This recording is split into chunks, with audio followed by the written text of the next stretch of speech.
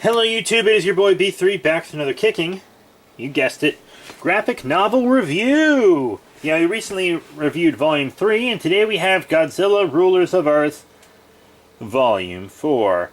Pretty cool. I'm going to read you the back of the book real quick. Monsters and the Machines, Godzilla's Foes, reformatted.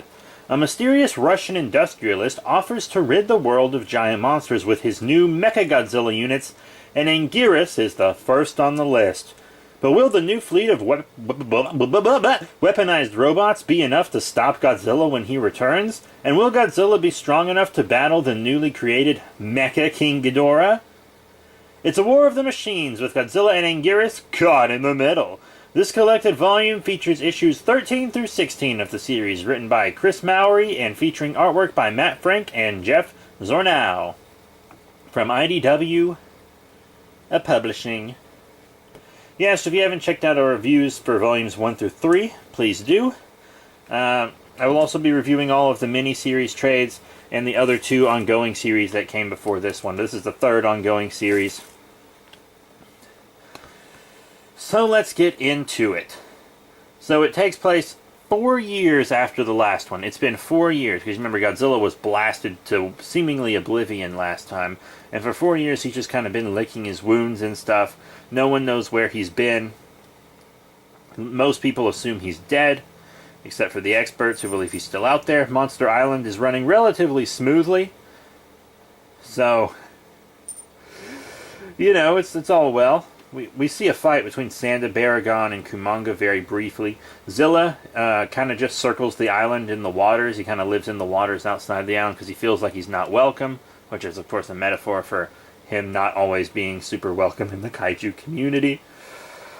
But then we see fake Godzilla turn into Mechagodzilla to fight Anguirus as part of a weapons demonstration that the Russian industrialist is doing. And it's the Showa Mechagodzilla. And I really like what they did with Showa Mechagodzilla here, because we've already used Mechagodzilla 2 and Kiryu's designs in the ongoing Godzilla runs.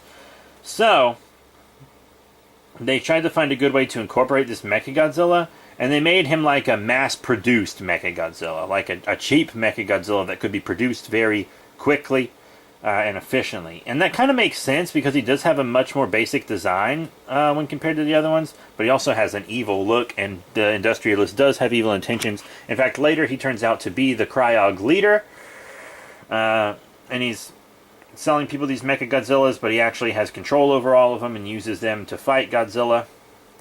So we have a Mechagodzilla versus Anguirus fight, which is mostly one-sided in Mechagodzilla's favor. He seemingly kills Anguirus, but Anguirus revives later. Godzilla attacks a city for the first time in 4 years. Kiryu is taking Anguirus to a facility in Russia so that he can be fixed up or whatever. And then 4 Mechagodzillas fight Godzilla, and it's pretty kick-ass.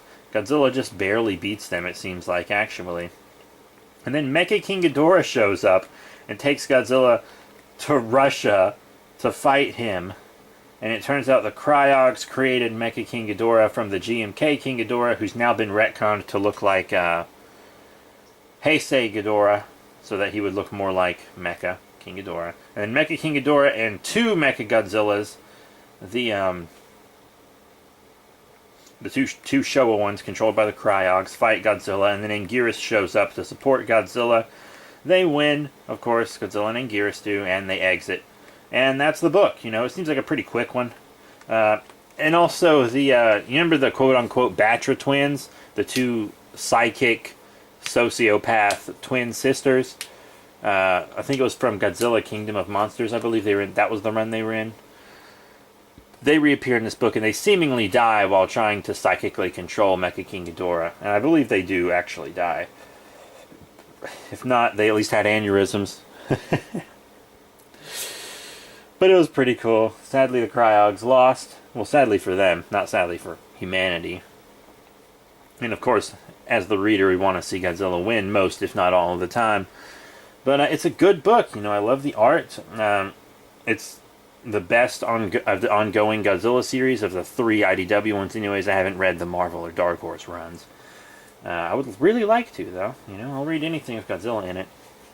So that's it. Thank you all very much for your support. Remember to rate, comment, and subscribe. Check out all the cool links in the description below. Facebook, Twitter, etc. We do have Patreon as well. Please support us there. And we will be doing Volume 5 very soon. I know I said I would be doing Spider-Geddon this time. Like, this review is supposed to be Spider-Geddon, but it's on my Kindle, and my Kindle is dead, and it has a battery problem, so it doesn't want to stay on, and it takes like 6.5 hours to charge, so I'm sorry. So that's happening. But, this one I have just a physical copy of, so it's fine. That's it. Thank you all once again, and I'll see you all later.